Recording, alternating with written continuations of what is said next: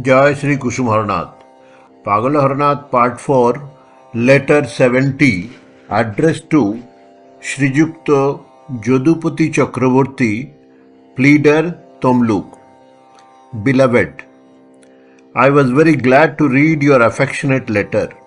Ask my mother and sisters to keep such affectionate eye on me forever. Baba, let me submit one thing.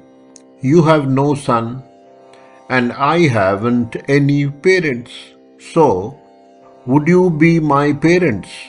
I am extremely worthless, unfit to be your son, but I am waiting on the way to be your son for my own selfish purposes.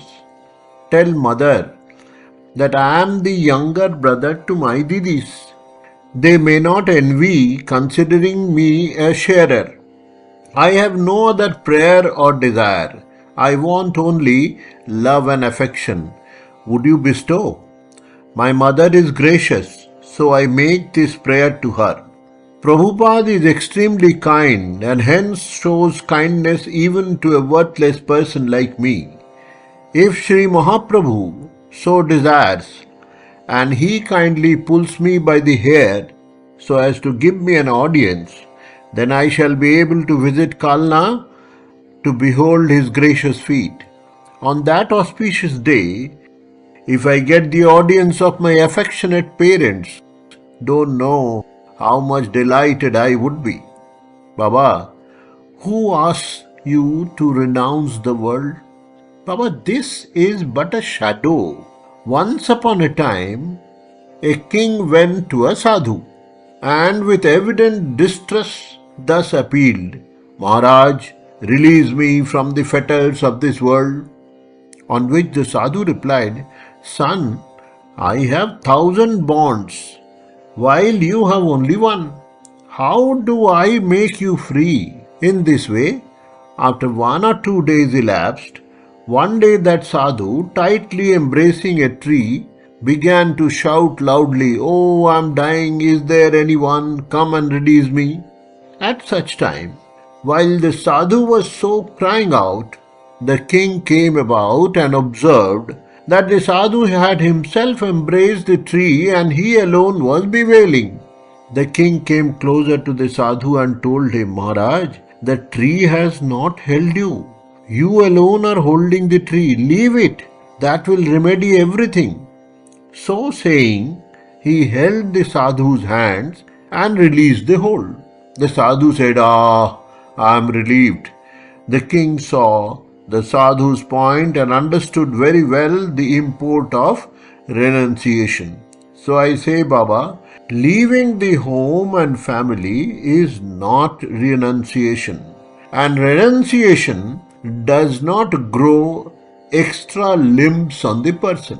My Prabhu is playing with the universe as his board. The Lord has taken up the role of the old woman and has made Maya the thief, while we are the players. Anyone who is wise enough wants to touch the old woman would never again be thief, even if embraced by Maya. Whenever we are about to touch the old woman, Maya with all her limitless strength bars the way, and we again fly off from the old woman lest we are made thieves. With the Lord's power, Maya is so powerful that nobody succeeds in eluding Maya to touch the old woman. That is why the Lord terms Maya as hard to elude in the Gita. He who would wish to flee from the clutches of this Maya must not show too much activity, for in that case Maya will notice him less and he will be able to escape at the opportune time. The story of Jada teaches us this lesson alone. One more person can elude Maya. The one who follows the teachings of such saints as are beyond the ambit of Maya.